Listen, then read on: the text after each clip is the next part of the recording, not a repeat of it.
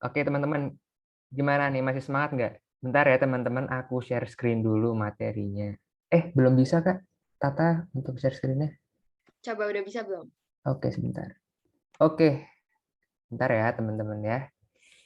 Hmm. Aduh, ini ketutupan. Bentar ya teman-teman. Nah, oke, kembali lagi dengan aku Alvin Gafra. Di sini aku akan bahas sesi pengetahuan 15 menit nih. Mungkin kalau kemarin-kemarin tuh kayaknya soft skill berat banget gitu ya teman-teman. Di sini aku mau ngasih referensi buat malam mingguan kalian biar nggak sepi gitu, biar nggak boring malam mingguannya.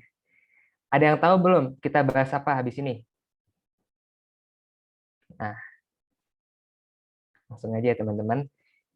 Oke, sesi live teaching, sesi pengetahuan 15 menit kali ini adalah model baru yang kami tawarkan buat kalian untuk belajar ya teman-teman. Jadi di sini ada proses pembelajaran baru di mana kalian nggak harus dengerin guru ngomong aja atau nggak harus baca buku aja, tapi kalian bisa kok belajar dari hal yang menyenangkan. Salah satunya pendekatannya dengan nonton film. Itu teman-teman. Jadi nonton film juga area pembelajaran yang juga seru dan mungkin kadang-kadang kalau kita nonton film itu lebih ngelekat di otak kita gitu. Jadi misalnya kalian ngumpul ke sekolah nih, terus nonton Avenger nih. Habis nonton Avenger kalian cerita, iya tuh kemarin Kapten Amerikanya eh, pindah ke masa lalu. Seolah-olah tuh kalian paling ngelotok banget kalau udah bahas tentang film yang kalian sukain gitu. Terus jadi trending di kelas. Terus teman-teman pada ngeroyok kalian, ceritain dong filmnya gimana. Jadi kalian jadi tukang spoiler deh. Nah, kita langsung aja ya teman-teman. Ini kalau kalian tahu nih, ganteng juga nih namanya Tom Holland ya. Dia yang meranin Spider-Man. Nah, ini juga ada banyak Spider-Man ternyata, teman-teman. Spider-Man-nya jadi banyak banget. Oke, tadi aku udah jelasin ya, film for education di sesi pengetahuan 15 menit ini. Jadi kalian itu bebas nonton film apa aja, yang penting kalian itu bisa ngerti apa sih pesan moralnya dan apa sih yang bisa kalian terapin dalam film itu gitu, dalam kehidupan kalian sehari-hari. Jadi jangan nonton film itu sekedar lewat aja, tapi kalian kalau bisa juga, oh ternyata kayak gini, oh ternyata kayak gini. Jadi kenapa film itu ada? Karena pada saat ini sejarah film yang other side ya teman-teman. Jadi dulu ada suatu perang di mana ini bukan di masa 1900-an ya. Jadi tahun 1800-an kalau nggak salah. Dan kamera pun masih belum ada, bahkan masih jelek gitu. Tapi mereka buat media film itu dengan cara apa ya? Aku lupa. Tapi mereka tuh buat semacam film di mana itu tuh bertujuan untuk ngasih tahu ke rajanya bahwa kami itu menderita gitu. Karena rajanya itu nggak pernah dikasih tahu sama asisten rajanya kalau rakyat-rakyat itu pada menderita. Karena asisten rajanya ini jahat sama rajanya. Jadi asisten rajanya ini nggak mau uang-uang kerajaan itu dialihkan untuk masyarakat miskin. Mereka maunya udah disimpan buat kerajaan dan akhirnya mereka memperkaya diri sendiri. Nah, adalah suatu tokoh yang bilang yang membuat suatu adegan film bahwa kami itu menderita. Film itu bocor ke raja dan akhirnya raja memutuskan untuk memecat asisten rajanya dan membagikan sejumlah hartanya untuk masyarakat yang membutuhkan. Jadi segitu pentingnya sebuah film dan pesan moralnya sedalam itu teman-teman. Jadi film itu bukan hanya sekedar karya tapi bisa jadi pelajaran juga. Nah, kalau kalian bingung, Kak, film mana sih yang bagus untuk buat belajar? Film Indonesia atau film luar negeri? Soalnya film Hollywood tuh kayaknya lebih menarik dibanding film Indonesia. Enggak juga ya teman-teman. Di sini kalau kalian lihat nih, ini ada production house yang kalian kenal paling ini ya, yang terkenal nih Walt Disney, terus apa Warner Bros kalau kalian nonton Batman ya, terus Fox, Universal Studios, Paramount, Sony Pictures juga sering banget. Tapi ini ada punya lokal nih, punya Indonesia, ada Falcon Pictures, ada Visinema, ada Soraya Intersins Film yang nggak kalah bagus dari film-film Hollywood, teman-teman. Jadi aku nggak mau ngasih batasan film apa yang bagus untuk buat kalian belajar, tapi udah nonton aja semua filmnya. Dan kalau bisa sih mulai nyari-nyari film Indonesia ya teman-teman, karena sekaligus mensupport industri perfilman Indonesia nih. Nah, di sini aku akan bahas film Sultan Agung. Ada yang udah nonton, ada yang belum nonton, dan ada yang nggak tahu malah. Jadi film ini nih, aku mau ngasih ini dulu deh. Banyak orang yang bilang kalau nonton film sejarah itu boring. Banyak orang yang masih bermindset kalau nonton film sejarah itu kayak mungkin kalian ada yang ngerasain, ada yang enggak. Kalian nonton film-film sejarah di Indosiar yang tiba-tiba ada naga, tiba-tiba naganya bisa apa gitu, tiba-tiba ada orang terbang. Atau enggak kalian sering nonton MNC TV juga, mungkin sejarahnya, berantem terbang melayang sampai ke Mars misalnya kayak gitu. Banyak banget yang mungkin bagi kalian, nih alay nih, ini nggak tahu nih mau kemana nih arahnya nih, terlalu banyak bumbunya. Di sini aku mau negasin teman-teman, kalau film Sultan Agung ini sangat-sangat modern. Jadi aku bisa jamin ke kalian, film sejarah ini tuh nggak akan bosen buat kalian. Dan selain nggak bosen ya, selain pokoknya beda banget nih sama mindset kita yang dibawa kalau film sejarah itu boring, ngantuk gitu. Aku enggak ya, aku bahkan nonton ini 4 kali 5 kali, aku ulang-ulang terus. Terus selain itu, selain nggak boring, film sejarah ini juga ngajarin banyak ilmu ya, terutama kepemimpinan dari seorang raja. Rajanya bernama Sultan Agung ini. Jadi kalian bisa belajar how to lead people, gimana seorang raja ini bersikap adil kepada rakyat-rakyatnya, kepada bawahannya. Terus bagaimana dia bisa mempunyai public speaking yang bagus, sehingga masyarakat di sekitar kerajaannya itu mau menghormati dia, mau mendengarkan nasihat-nasihatnya gitu. Terus selain itu social science-nya beliau Sultan Agung ini juga bisa dibilang top ya teman-teman. Jadi gimana dia memperlakukan masyarakat di sekitarnya agar mau bersatu membangun sebuah kerajaan yang baik dan mengikuti visi misi sebuah kerajaan. Jadi teman-teman bisa belajar, mungkin teman-teman yang mau masuk OSIS atau yang sekarang nggak dapat kesempatan buat masuk OSIS atau organisasi, pas ini kan misalnya yang kelas ini nih, kelas 9 ya, mau ke SMA. Kalian kelas 9 selama 3 tahun mungkin nggak dapat kesempatan untuk ikut organisasi. Nah, mungkin kalian dari film ini bisa belajar nanti di SMA, kalian bisa nerapin juga. Atau enggak teman-teman yang baru mau daftar OSIS di SMP juga bisa. Jadi ini film komplit sih menurutku. Terus kayaknya kalau nonton film ini auto 100 ujian IPS deh. Dulu aku soalnya pernah dapat ujian sejarah Mataram ya, Kerajaan Mataram. Karena ini bahasnya film tentang Kerajaan Mataram ya. Ada ujian tentang ini, terus aku kayak gara-gara nonton film ini kayak udah seolah memorinya tertanam gitu. Jadi nggak baca buku lagi, nggak ngafalin lagi. Jadi kayak konsepnya udah masuk. Oh, raja ini toh yang gantiin. Oh, raja ini kayak gini, adegannya kayak gini. Jadi kayak waktu itu aku benar dapat 100 gitu teman-teman. Bukan gara-gara nonton film ini ya, tapi mungkin gara-gara aku merhatiin banget, terus aku ngulik-ngulik juga tentang isi film ini. Jadi film ini modern, nggak kuno, nggak alay, nggak boring. Teman-teman bisa nonton buat malam mingguan nanti. Terus, oke, kita masuk ke sinopsis film ya. Ini aku nggak mau terlalu detail karena aku takutnya spoiler juga buat teman-teman yang belum nonton. Aku akan ngambil garis linearnya aja ya teman-teman.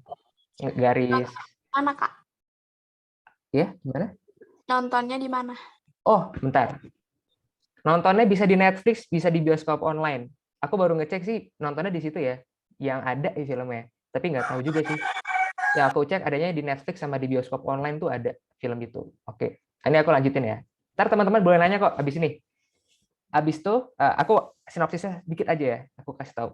Jadi ini yang di tengah ini Aryo ya. Aku lupa nama aslinya siapa, Aryo siapa, aku lupa. Dia ini berperan sebagai Sultan Agung.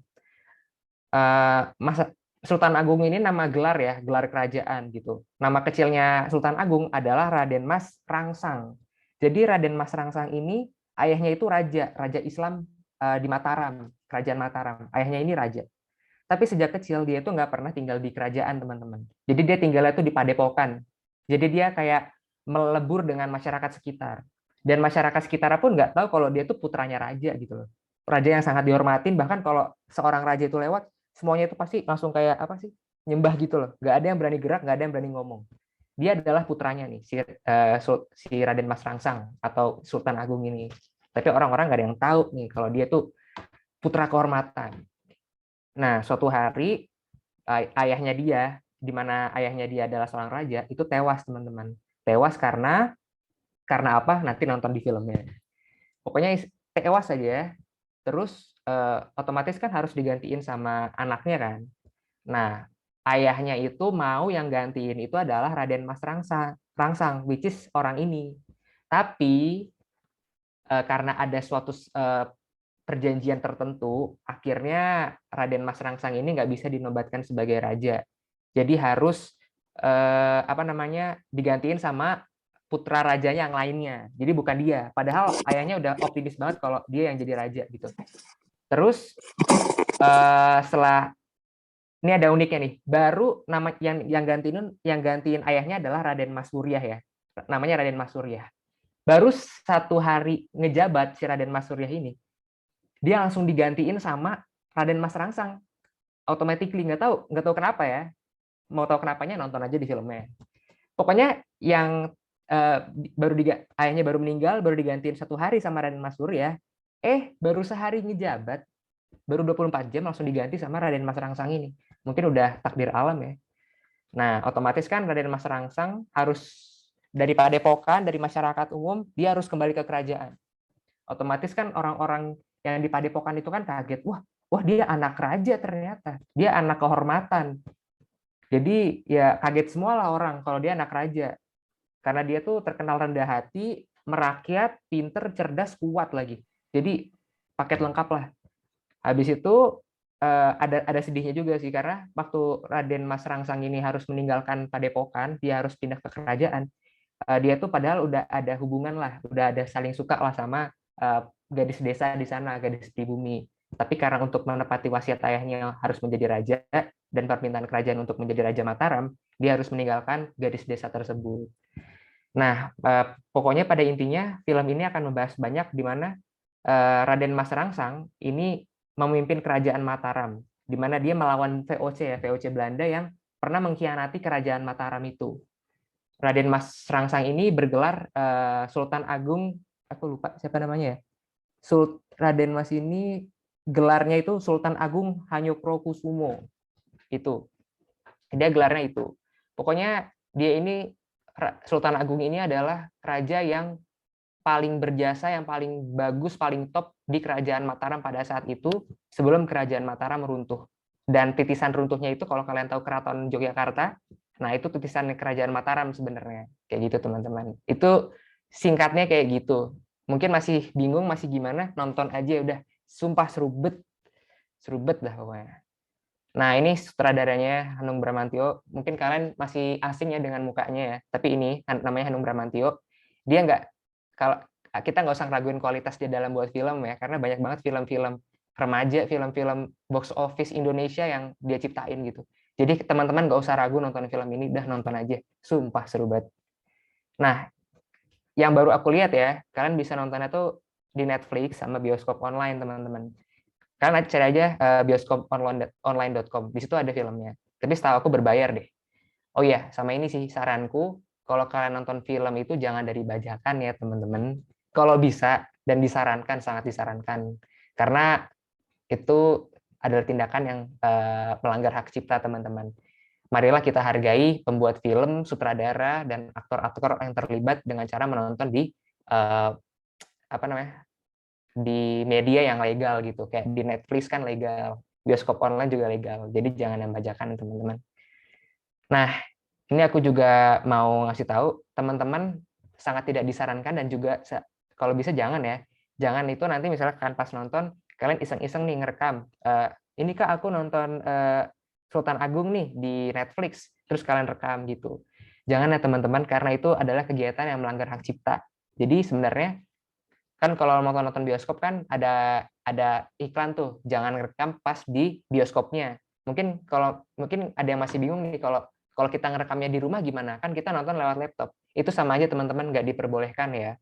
Karena itu melanggar hak cipta. Nah, pelanggarannya itu kalian bisa baca nanti ya di pasal 113 ayat 3 UU HC, yang dimana kalau misalnya kita ngelanggar, kita akan dipidana paling lama 4 tahun dan paling banyak itu 1 miliar. Jadi nggak usah iseng-iseng ya teman-teman, udah nonton aja.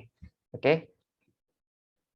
Nah, itu aja dari aku. Kalau misalnya teman-teman mau bahas, misalnya ada film-film yang menarik yang perlu aku bahas, kalian bisa nih mention di Bersama Belajar ID, DM aja kak, kayaknya bahas film ini deh.